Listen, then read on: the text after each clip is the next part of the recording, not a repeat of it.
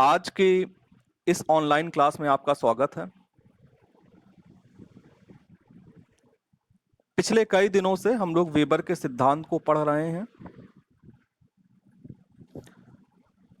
Weber के औद्योगिक अवस्थित मॉडल के अंतर्गत हमने पहली दशा का विवेचन किया, तत्पश्चात दूसरी दशा का विवेचन किया। पहली और दूसरी दशा के विवेचन के बाद वेबर ने दो प्रभावों की और चर्चा की है। एक प्रभाव है श्रम का प्रभाव और दूसरा प्रभाव है समूहीकरण का प्रभाव। आज वेबर के मॉडल में उल्लेखित इन प्रभावों की हम लोग चर्चा करेंगे।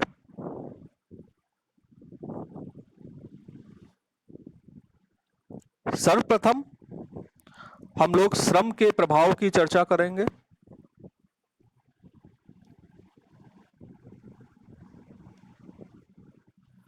वेबर ने अपने सिद्धांत में श्रम के प्रभाव और समूहीकरण के प्रभाव को विशेष रूप से सम्मिलित किया, इनकी विशेष रूप से व्याख्या की। वेबर ने यह बताया कि जो श्रम की उपलब्धता है वो निश्चित स्थानों पर होती है।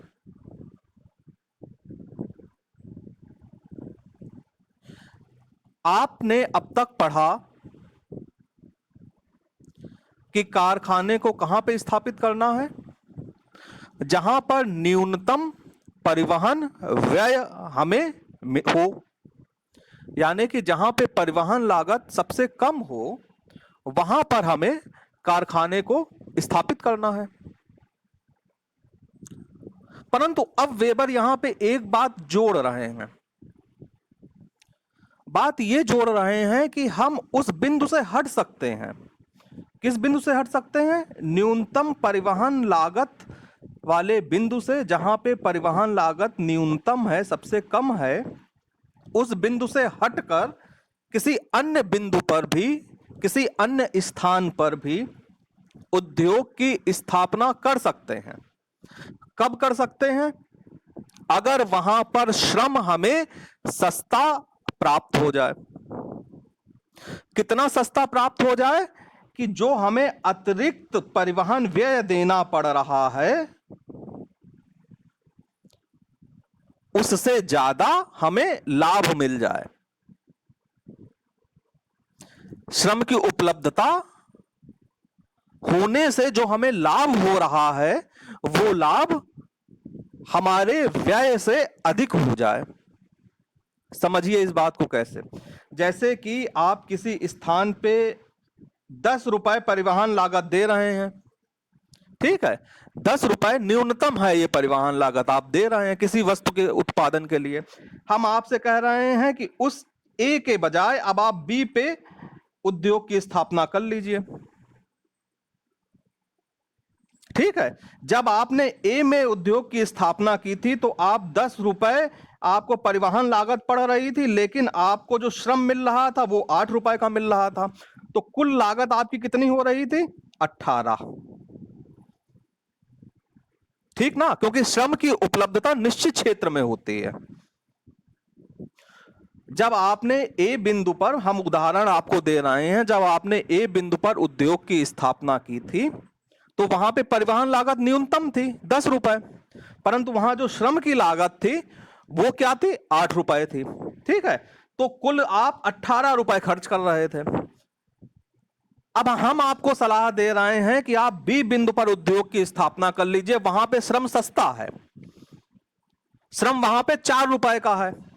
तो यहां जब आप बी बिंदु पे उद्योग की स्थापना करते हैं तो आपकी जो परिवहन लागत होती है वो बढ़ जाती है, क्योंकि न्यूनतम तो वहां पे थी, तो वो बढ़ के मान लीजिए 12 हो जाती है। चूंकि यहां पे श्रम का जो की उपलब्धता अधिक है, इसलिए जो श्रम पे खर्च होगा वो सिर्फ 4 होगा।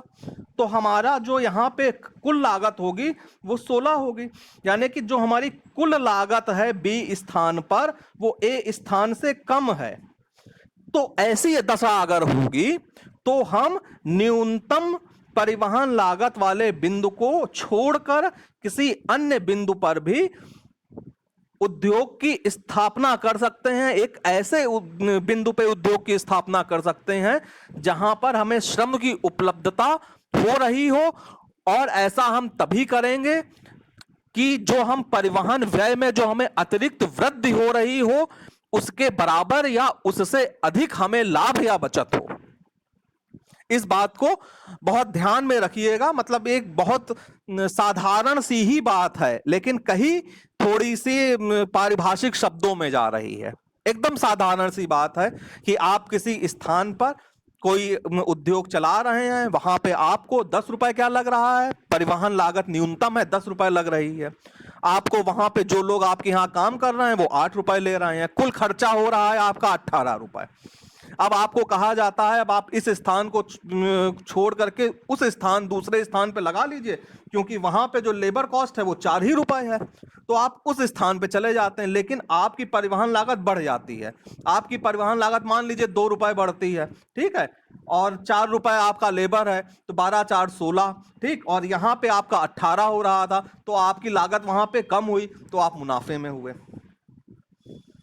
अगर 17 होती तो भी आप मुनाफे में होते, अगर 18 होती तो ना मुनाफा होता ना घाटा होता, और अगर 19 हो जाता तो वहां पे उद्योग की स्थापना करना हानिकारक होता, तब आप वहां पे उद्योग स्थापित नहीं करते। तो इसी प्रभाव की चर्चा को उन्होंने डायग्राम के जरिए से प्रदर्शित किया। वो डायग्राम मैंने आपको भेजा है, अब आप लोग उस डायग्राम को खोल लीजिए। जब हमने पारिभाषिक शब्दावली बताई थी तो वहां पे एक शब्द आया था आइसोडापेन। हमने उस समय कहा था कि उसकी विवेचना आगे सिद्धांत में की जाएगी, आज उसकी विवेचना का ही दिन है। अब आप चित्र को देखिए, उस चित्र को आपको खोलना है जिसके ऊपर हेडिंग पड़ी हुई है उद्योग के स्थानीयकरण पर श्रम का प्रभाव एस डैगेट के अनुसार। अब आप इस चित्र को गौर से देखिए, ये जो आर बिंदु है, ठीक है, आर बिंदु बेसिकली क्या है, यहां पे कच्ची सामग्री हमें प्राप्त हो रही है, और एम बिंदु क्या है, बाजार है। आर बिंदु दिखा रहा है, आर बिंदु से जो गोल गोल रेखाएं, ये समान परिवहन रेखाएं हैं जिसे हम आइसोटिम्स कहते हैं। क्या कहते हैं, आइसोटिम। तो ये जो आर बिंदु से ये जो संकेंद्रीय वलय के रूप में ये जो रेखाएं खिंची हुई हैं, ये जो आइसोटिम खिंची हुए हैं, ये समान परिवहन लागत रेखाएं हैं। ये दिखा रहे हैं कच्ची सामग्री के परिवहन को। एम से जो ये समान परिवहन रेखाएं खिंची हुई हैं, ये दिखा रही हैं उत्पाद के परिवहन को। बहुत गौर से सुनिएगा, आर से कच्ची सामग्री का परिवहन दिखाया जा रहा है, एम से उत्पाद का परिवहन दिखाया जा रहा है। कच्ची सामग्री कैसी है कि आप 10 किलो कच्ची सामग्री का इस्तेमाल करेंगे तो 5 किलो उत्पाद तैयार होगा। इस प्रकार की कच्ची सामग्री है। तो इसके अंतर्गत देखिए 10 किलो परिवहन लागत कैसे बढ़ रही है, दूरी और भार के प्रत्यक्ष अनुपात में बढ़ रही है। इसलिए 10 किलो वाली यानी कि कच्ची सामग्री की ये जो आइसोटिम्स हैं ये पास पास हैं, और ये जो उत्पाद हैं इनकी जो दूरी है वो उससे दुगने पे है। क्यों दुगने पे है, क्योंकि हल्का हो जाएगा।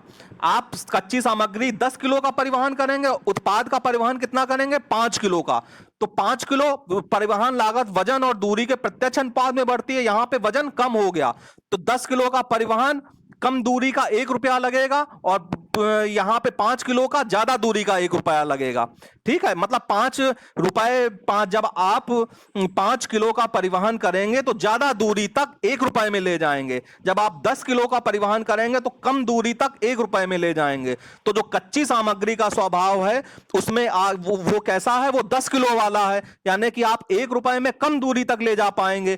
तो वहां पे जो आइसोटिम्स खिंची हुई हैं वो पास पास खिंची हुई हैं।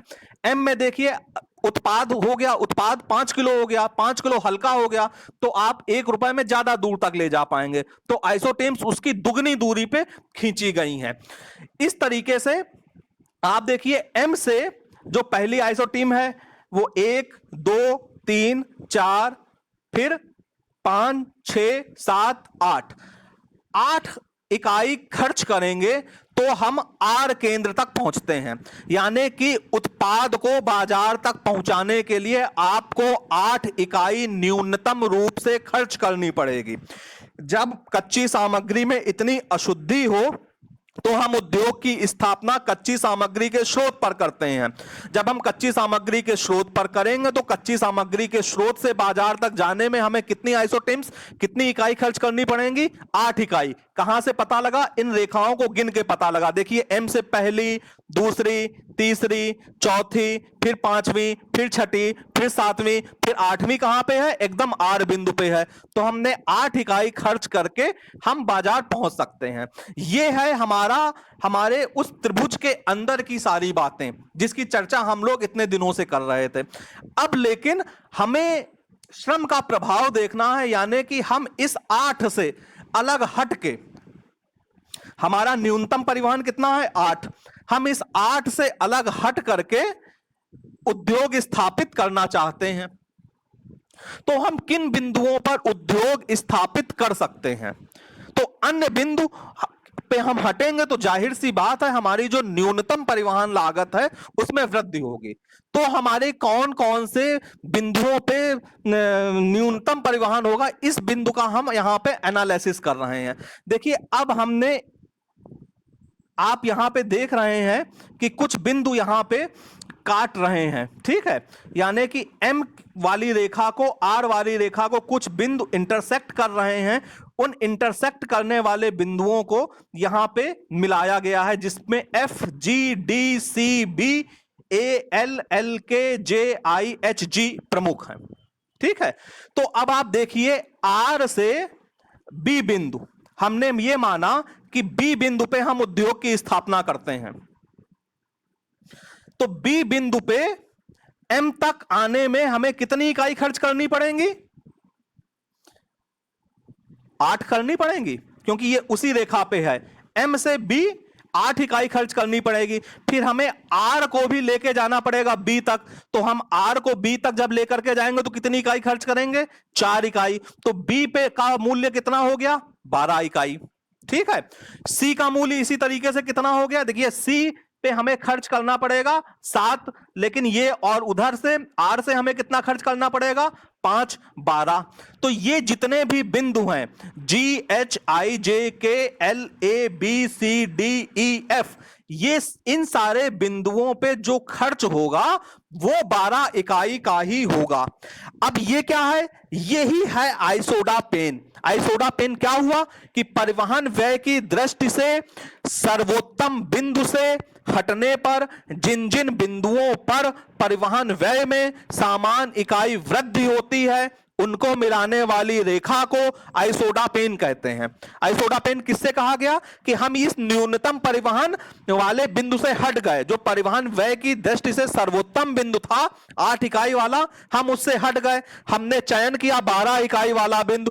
तो आइसोडा पेन किसे कहा गया कि ये जो 12 इकाई वाले या 12 इकाई की तरह अन्य किसी मूल्य वाली इकाई वाले ये जो समान बिंदु हैं जिनमें परिवहन व्यय में ये समान वृद्धि हुई है, इन समान वृद्धि के समान बिंदुओं को मिलाने वाली ये जो रेखा है इसको कहा गया आइसोडा पेन। इसी तरीके से विभिन्न मूल्य के आइसोडा पेन खींचे जा सकते हैं। ये 12 का है, फिर 16 का खींचा जा सकता है, फिर 18 का खींचा जा सकता है। तो ये जो न्यूनतम आइसोडा पेन को, जब किसी वस्तु के न्यूनतम आइसोडा पेन को हम खींचते हैं तो उसको हम कहते हैं क्रिटिकल आइसोडा पेन या विवेचित आइसोडा पेन। तो यहां पे आप ये देखिए, ये हमने 12 मूल्य वाला किया। अब वेबर ये कहते हैं कि हम B C D E F G H I J K L इस किसी भी बिंदु पे हम उद्योग की स्थापना कर सकते हैं। कब कर सकते हैं? यानी कि इन बिंदुओं पर हम जब उद्योग की स्थापना करेंगे तो हमारी परिवहन लागत 4 बढ़ जाएगी। पहले हम 8 देते थे, अब हम 12 देंगे। लेकिन यहां पे जो हमें श्रम से होने वाला लाभ है वो 4 या 4 से अधिक होना चाहिए, तभी हम उस बिंदु से हटके इस बिंदु पे आएंगे। अगर हमें 4 या 4 से अधिक का लाभ यहां पे नहीं होगा, 4 या 4 से अधिक की बचत या लाभ हमें इस बिंदु पे नहीं होगी, तो हम उद्योग की स्थापना यहां पे नहीं करेंगे। अगर हमें उद्योग की स्थापना यहां पे करनी है तो हमें 4 या 4 से अधिक का लाभ श्रम से होना अति आवश्यक है। यही है उद्योग के स्थानीयकरण पे श्रम का प्रभाव वेबर के अनुसार।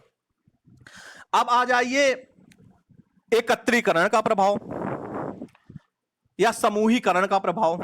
वेबर कहते हैं जब कहीं पे एक कारखाना स्थापित होता है या एक ही उद्योग के कई कारखाने स्थापित होते हैं या भिन्न भिन्न उद्योगों की स्थापना होती है, तो भी कारखाने को न्यूनतम परिवहन लागत बिंदु से अलग हटा करके वहां पे स्थापित किया जा सकता है। क्यों किया जा सकता है? क्योंकि हो सकता है वहां पे हमें बचत अधिक हो।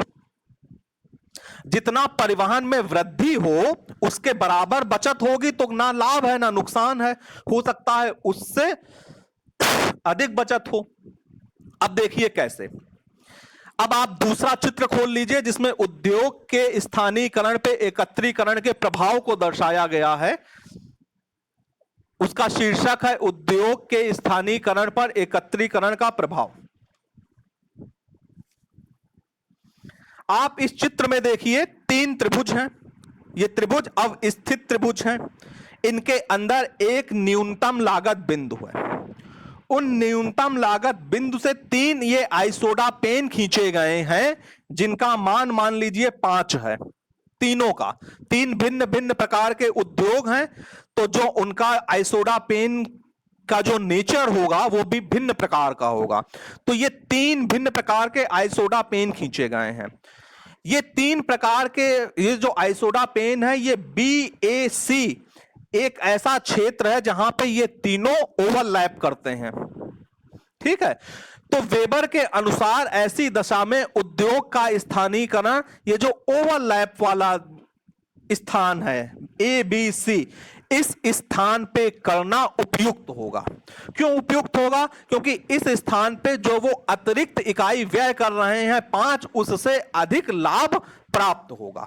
अगर हमें 5 से अधिक लाभ यहां पे प्राप्त होता है या तो भी हम उद्योग की स्थापना इस स्थान पर करेंगे। तो वेबर ने इस प्रकार से आप लोग बताने की कोशिश की कि उद्योगों के स्थानीयकरण पे श्रम का क्या प्रभाव पड़ता है और एकत्रीकरण का क्या प्रभाव पड़ता है। आशा करता हूं कि ये जो मैंने चित्र का एक्सप्लेनेशन किया है वह आप लोगों की समझ में आया होगा।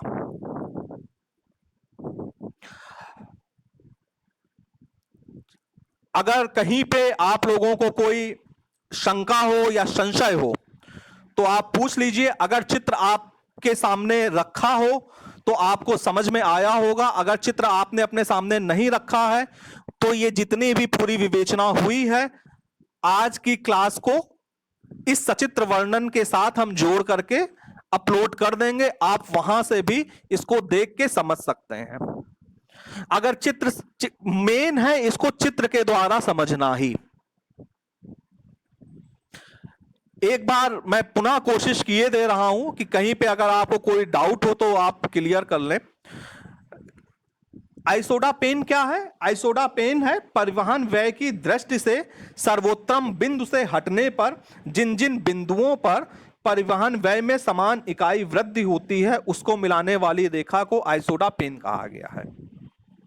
आप देखिए आपको R बिंदु पे न्यूनतम परिवहन लागत 8 लग रही है, आप इस 8 से अलग हटते हैं, आप 8 से अलग हटके बी बिंदु पे जाते हैं।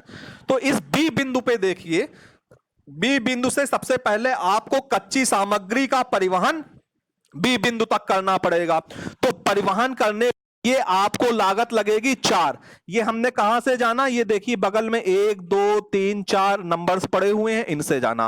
तो कच्ची सामग्री का व्यय हुआ 4, और फिर कच्ची सामग्री वहां पे उत्पाद तैयार होगा, फिर उस उत्पाद को बाजार में ले जाने के लिए कितनी इकाई लगेंगी, 1 2 3 4 5 6 7 8। तो 8 और 4 12। ठीक है, अब आप सी पे आ जाइए। सी देखिए एम के करीब है, तो जब वो एम के थोड़ा सा नजदीक पहुंचा तो वहां पे बाजार से जो लागत लगती है वो घट गई, वो 7 हो गई। किंतु कच्ची सामग्री से दूर हुआ तो इधर बढ़ गई, उधर से 7 हो गई, उधर से 5 हो गई, लेकिन कुल मूल्य 12 ही रहा। इसी तरीके से B C D E F G H I J K L ए, यहां पे ये जो उत्पादन, ये जो लागत है आपकी, ये 12 ही है। तो इस प्रकार से न्यूनतम परिवहन लागत 8 से अलग हटने के बाद में, परिवहन व्यय की दृष्टि से सर्वोत्तम बिंदु से हटने के बाद में, जिन जिन बिंदुओं पर परिवहन व्यय में समान इकाई वृद्धि हो रही है, यानी कि B C D E F G H I J K L पे समान इकाई की वृद्धि हो रही है, इसको मिलाने वाली इस रेखा को आइसोडापेन कहा गया है। ठीक है, आप लोगों को अगर कुछ डाउट हो तो आप लोग मुझसे पूछ लीजिए, मैं आपको प्रश्नोत्तर के लिए आमंत्रित करता हूं। आशीष कुमार, आदित्य कुमार,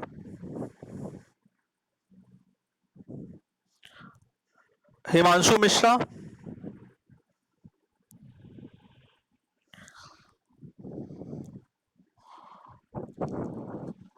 मंजुलता, मीना कुमारी,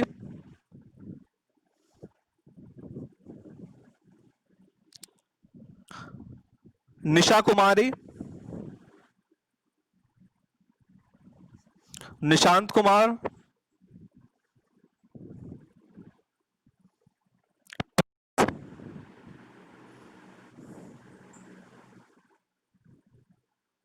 प्रियंका,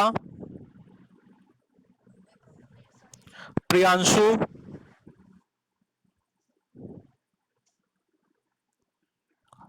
पूनम,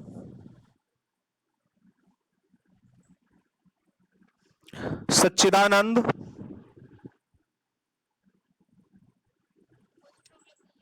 सीमा, शिवानी, ट्विंकल,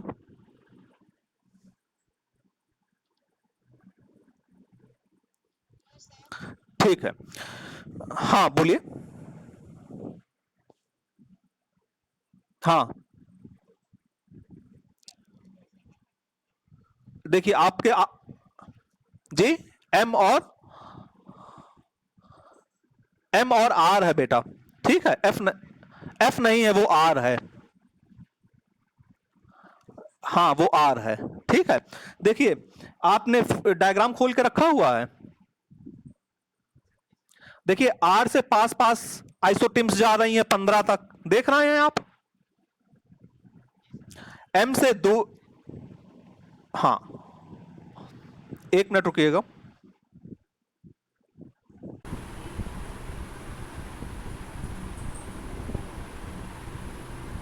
हाँ देखिए, आप देख रहे हैं आर बिंदु से पास पास आइसोटिम्स जा रही हैं 1 2 3 4 5 6 7 8 9 10 11 12 13 14 15 तक, ठीक है। एम से दूर दूर जा रही हैं 1 2 3 4 5 6 7 8, उसके बाद 9 भी है और 10 भी है, ठीक है। लेकिन 8 पर वो आर बिंदु पे पहुंच जाती है, ठीक है। ये दो बातें क्लियर हैं। अब बात उठती है कि ये आर से पास पास क्यों है और एम से दूर दूर क्यों है, ठीक। ये जो आर से पास पास इसलिए हैं क्योंकि आर से हम 10 किलो, मान लीजिए 10 किलो कच्ची सामग्री का परिवहन कर रहे हैं, ठीक है, ये कच्ची सामग्री ऐसी है कि हम 10 किलो का उद्योग में अपना प्रयोग करेंगे तो हमें जो उत्पाद तैयार होगा वो 5 किलो का होगा। तो हम जब 10 किलो का परिवहन करेंगे, वजन ज़्यादा है 10 किलो, तो 10 किलो मान लीजिए 1 किलोमीटर गया 1 रुपए में, ठीक है। तो ये पास आया। जब M में उत्पाद तैयार हो गया तो जब हम उत्पाद का परिवहन करेंगे तो उत्पाद हमारा 5 किलो है, तो वो 1 रुपए में 2 किलोमीटर की दूरी तय करेगा, ठीक है ना। तो इसी हिसाब से समझिए कि ये जो M से ये जो रेखाएं हैं ये दूर दूर खींची गई हैं, और ये जो R से रेखाएं हैं ये नज़दीक नज़दीक खींची गई हैं। ये रेखाएं एक दूसरे को आपस में इंटरसेक्ट करती हैं, ठीक है। ठीक है, वो जब जहाँ जहाँ पे इंटरसेक्ट करती हैं तो वहाँ से ये हमें पता लगता है, या उस बिंदु से हम ये आसानी से जान सकते हैं कि वहाँ तक कच्ची सामग्री को आने में कितना मूल्य लगेगा, परिवहन लागत लगेगी, और वहाँ से उत्पाद को जाने में कितनी परिवहन लागत लगेगी। अब आप देखिए, अब वेबर की जो हमारा न्यूनतम मूल्य लग रहा है, ऐसी दशा में जब कच्ची सामग्री में इतनी अशुद्धि होती है तो हम उद्योग की स्थापना कहाँ करते हैं? कच्ची सामग्री के स्रोत पर करते हैं। वेबर अपने सिद्धांत में पहले बता चुके हैं। तो ऐसी दशा में उत्पाद को बाजार तक पहुंचाने में 8 इकाई का खर्च होगा ना। M से R तक 8 इकाई का खर्च हो रहा है, होगा। ये न्यूनतम है, इससे कम नहीं हो सकता, ठीक है। अब वेबर का ये कहना है कि इस न्यूनतम परिवहन मूल्य के इस बिंदु के अलावा भी हम उद्योग की स्थापना कर सकते हैं उन स्थानों पे जहाँ पे हमें श्रम की उपलब्धता हो, और हमारा जो लाभ है वो अतिरिक्त जो हम इकाई व्यय करें उससे अधिक हो। तो हम ये सोचते हैं कि हम B बिंदु पे चले जाएं, ठीक है। देखिए R के ऊपर B बिंदु है। जब हम B बिंदु पे पहुंचेंगे तो हमें कच्ची सामग्री पहले B बिंदु तक लानी होगी, ठीक है। तो हम कच्ची सामग्री R से B बिंदु पे आएंगे तो कितनी इकाई का खर्च करेंगे? 1 2 3 4 करेंगे, ठीक है। हाँ, और फिर अब यहाँ पे माल तैयार करेंगे तो इस माल को बाजार तक पहुँचाने में हम कितनी इकाई का प्रयोग करेंगे? देखिए ये 8 वाली रेखा पे ही B स्थित है तो 8 इकाई का करेंगे, ठीक है ना। ये B 8 वाली ही पे तो केंद्रित है, तो 8 और 4 कितना हो गया? 12 हो गया, ठीक है। अब देखिए, अब ये C पे आ जाइए। C M की ओर बढ़ा, ठीक है, तो इसका मूल्य कितना हो गया? मतलब M की ओर परिवहन पहले C पे देखिए, C पे पहले हम कच्ची सामग्री का परिवहन करेंगे तो ये R से थोड़ा और दूर गया, तो यहाँ पे R से यानी कि कच्ची सामग्री का परिवहन बढ़ के 5 हो गया नहीं, 6 5 13 नहीं, अभी 5 समझिए। C पे 5 हुआ, 5 हुआ कच्ची सामग्री वाली वो जो छोटी छोटी रेखाएं हैं उसका मूल्य, ठीक है। अब C से M पे जाइए, ठीक है। तो C ये जो है B के तुरंत बाद है, तो C पे M से जाने में 7 इकाई लगेंगी, तो कितना हुआ? 7 और 5 12, ठीक, लगा 12 ही, लेकिन हमारा M वाला घट गया और R वाला बढ़ गया, लेकिन कुल कितना है? 12 ही है। इसी तरीके से ये जो अन्य बिंदु हैं B C D E F G H I J K L A, ठीक है, इन सारे बिंदुओं पे हमें 12 ही का खर्च होगा, समझ रहे हैं। तो हम इस किसी भी बिंदु पे हम उद्योग की स्थापना कर सकते हैं, लेकिन जो हमें लाभ हो वो 4 इकाई से अधिक होना चाहिए। क्यों 4 इकाई से अधिक होना चाहिए? क्योंकि हम यहाँ पे जब उद्योग की स्थापना कर रहे हैं, न्यूनतम मूल्य हमारा हम परिवहन दे रहे थे पहले 8, अब हम दे रहे हैं 12, 8 4 12, यानी कि 4 इकाई का हम अतिरिक्त व्यय वहन कर रहे हैं। अगर इस स्थान पे श्रम के द्वारा हमें 4 से अधिक इकाइयों का लाभ प्राप्त होता है तो हम इन बिंदुओं पर उद्योग की स्थापना कर लेंगे। समझ में आया? ठीक है। चलिए, आज की क्लास को हम यहीं पे समाप्त करते हैं। कल श्री कृष्ण जन्माष्टमी के अवसर पर ऑनलाइन कक्ष का संचालन स्थगित रहेगा। अगले दिन पुनः हम लोग इसी समय पर एक नवीन विषय के साथ में उपस्थित होंगे। तब तक के लिए धन्यवाद, प्रणाम। आप लोगों को विधिवत समझाने के लिए और अधिकाधिक लाभान्वित करने के उद्देश्य से वेबर के सिद्धांत में वर्णित श्रम एवं समूहीकरण के प्रभाव का सचित्र वर्णन किया जा रहा है। आप देखिए और इससे लाभान्वित होइए। वेबर ने अपने सिद्धांत में श्रम के प्रभाव और समूहीकरण के प्रभाव को विशेष रूप से सम्मिलित किया, इनकी विशेष रूप से व्याख्या की। वेबर ने यह बताया कि जो श्रम की उपलब्धता है वो निश्चित स्थानों पर होती है।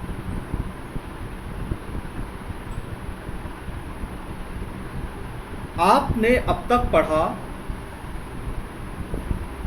कि कारखाने को कहां पे स्थापित करना है, जहां पर न्यूनतम परिवहन व्यय हमें हो, यानी कि जहां पे परिवहन लागत सबसे कम हो वहां पर हमें कारखाने को स्थापित करना है।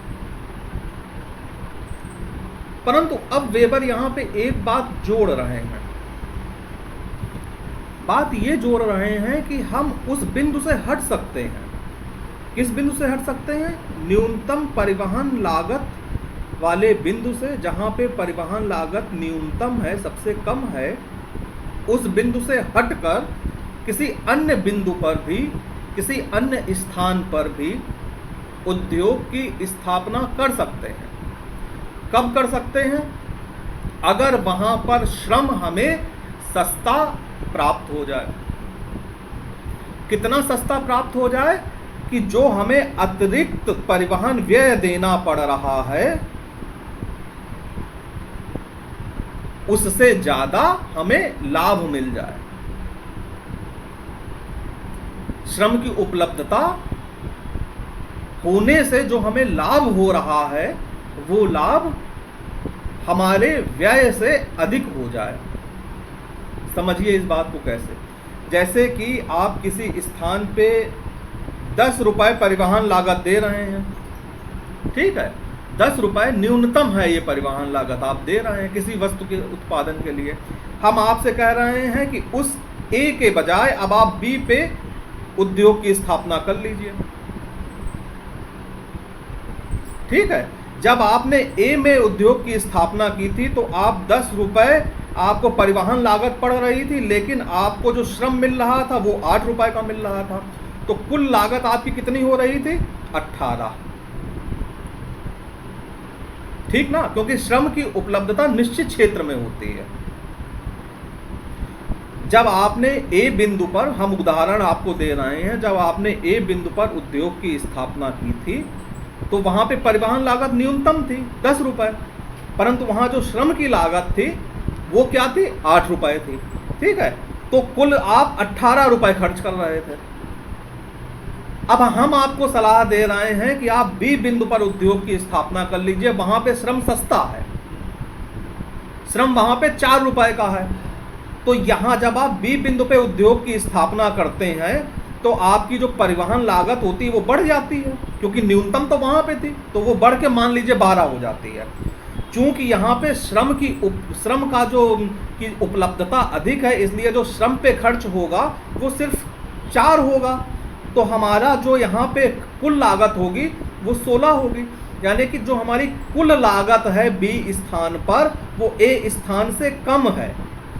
तो ऐसी दशा अगर होगी तो हम न्यूनतम परिवहन लागत वाले बिंदु को छोड़कर किसी अन्य बिंदु पर भी उद्योग की स्थापना कर सकते हैं। एक ऐसे बिंदु पे उद्योग की स्थापना कर सकते हैं जहां पर हमें श्रम की उपलब्धता हो रही हो, और ऐसा हम तभी करेंगे कि जो हम परिवहन व्यय में जो हमें अतिरिक्त वृद्धि हो रही हो उसके बराबर या उससे अधिक हमें लाभ या बचत हो। इस बात को बहुत ध्यान में रखिएगा। मतलब एक बहुत साधारण सी ही बात है, लेकिन कहीं थोड़ी सी पारिभाषिक शब्दों में जा रही है। एकदम साधारण सी बात है कि आप किसी स्थान पर कोई उद्योग चला रहे हैं, वहाँ पे आपको 10 रुपए क्या लग रहा है, परिवहन लागत न्यूनतम है 10 रुपए लग रही है। आपको वहाँ पे जो लोग आपके यहाँ काम कर रहे हैं वो 8 रुपए ले रहे हैं, कुल खर्चा हो रहा है आपका 18 रुपए। अब आपको कहा जाता है अब आप इस स्थान को छोड़ करके उस स्थान दूसरे स्थान पे लगा लीजिए, क्योंकि वहाँ पे जो लेबर कॉस्ट है वो 4 ही रुपए है, तो आप उस स्थान पे चले जाते हैं, लेकिन आपकी परिवहन लागत बढ़ जाती है। आपकी परिवहन लागत मान लीजिए 2 रुपए बढ़ती है, ठीक है, और 4 रुपए आपका लेबर है, तो 12 4 16, ठीक, और यहाँ पे आपका 18 हो रहा था, तो आपकी लागत वहाँ पे कम हुई, तो आप मुनाफे में हुए। अगर 17 होती तो भी आप मुनाफे में होते, अगर 18 होती तो ना मुनाफा होता ना घाटा होता, और अगर 19 हो जाता तो वहां पे उद्योग की स्थापना करना हानिकारक होता, तब आप वहां पे उद्योग स्थापित नहीं करते। तो इसी प्रभाव की चर्चा को उन्होंने डायग्राम के जरिए से प्रदर्शित किया। वो डायग्राम मैंने आपको भेजा है, अब आप लोग उस डायग्राम को खोल लीजिए। जब हमने पारिभाषिक शब्दावली बताई थी तो वहां पे एक शब्द आया था आइसोडापेन। हमने उस समय कहा था कि उसकी विवेचना आगे सिद्धांत में की जाएगी, आज उसकी विवेचना का ही दिन है। अब आप चित्र को देखिए, उस चित्र को आपको खोलना है जिसके ऊपर हेडिंग पड़ी हुई है उद्योग के स्थानीयकरण पर श्रम का प्रभाव एस डैगेट के अनुसार। अब आप इस चित्र को गौर से देखिए, ये जो आर बिंदु है, ठीक है, आर बिंदु बेसिकली क्या है, यहां पे कच्ची सामग्री हमें प्राप्त हो रही है, और एम बिंदु क्या है, बाजार है। आर बिंदु दिखा रहा है, आर बिंदु से जो गोल गोल रेखाएं, ये समान परिवहन रेखाएं हैं जिसे हम आइसोटिम्स कहते हैं। क्या कहते हैं, आइसोटिम। तो ये जो आर बिंदु से ये जो संकेंद्रीय वलय के रूप में ये जो रेखाएं खिंची हुई हैं, ये जो आइसोटिम खिंची हुए हैं, ये समान परिवहन लागत रेखाएं हैं। ये दिखा रहे हैं कच्ची सामग्री के परिवहन को। एम से जो ये समान परिवहन रेखाएं खिंची हुई हैं, ये दिखा रही हैं उत्पाद के परिवहन को। बहुत गौर से सुनिएगा, आर से कच्ची सामग्री का परिवहन दिखाया जा रहा है, एम से उत्पाद का परिवहन दिखाया जा रहा है। कच्ची सामग्री कैसी है कि आप 10 किलो कच्ची सामग्री का इस्तेमाल करेंगे तो 5 किलो उत्पाद तैयार होगा। इस प्रकार की कच्ची सामग्री है। तो इसके अंतर्गत देखिए 10 किलो परिवहन लागत कैसे बढ़ रही है, दूरी और भार के प्रत्यक्ष अनुपात में बढ़ रही है। इसलिए 10 किलो वाली यानी कि कच्ची सामग्री की ये जो आइसोटिम्स हैं ये पास पास हैं, और ये जो उत्पाद हैं इनकी जो दूरी है वो उससे दुगने पे है। क्यों दुगने पे है, क्योंकि उत्पाद हल्का हो जाएगा। आप कच्ची सामग्री 10 किलो का परिवहन करेंगे, उत्पाद का परिवहन कितना करेंगे, 5 किलो का। तो 5 किलो परिवहन लागत वजन और दूरी के प्रत्यक्ष अनुपात में बढ़ती है। यहाँ पे वजन कम हो गया तो 10 किलो का परिवहन कम दूरी का 1 रुपया लगेगा, और यहाँ पे 5 किलो का ज़्यादा दूरी का 1 रुपया लगेगा। ठीक है, मतलब 5 रुपये जब आप 5 किलो का परिवहन करेंगे तो ज़्यादा दूरी तक 1 रुपये में ले जाएंगे। जब आप 10 किलो का परिवहन करेंगे तो कम दूरी तक 1 रुपये में ले जाएंगे। तो जो कच्ची सामग्री का स्वभाव है उसमें वो कैसा है, वो 10 किलो वाला है, यानी कि आप 1 रुपये में कम दूरी तक ले जा पाएंगे। तो वहाँ पे जो आइसोटिम्स खिंची हुई हैं वो पास पास खिंची हुई हैं। एम में देखिए उत्पाद हो गया, उत्पाद 5 किलो हो गया, 5 किलो हल्का हो गया, तो आप 1 रुपये में ज़्यादा दूर तक ले जा पाएंगे। तो आइसोटिम्स उसकी दुगनी दूरी पे खींची गई हैं। इस तरीके से आप देखिए एम से जो पहली आइसोटिम है वो 1 2 3 4 फिर 5 6 7 8 इकाई खर्च करेंगे तो हम आर केंद्र तक पहुंचते हैं। यानी कि उत्पाद को बाजार तक पहुंचाने के लिए आपको 8 इकाई न्यूनतम रूप से खर्च करनी पड़ेगी।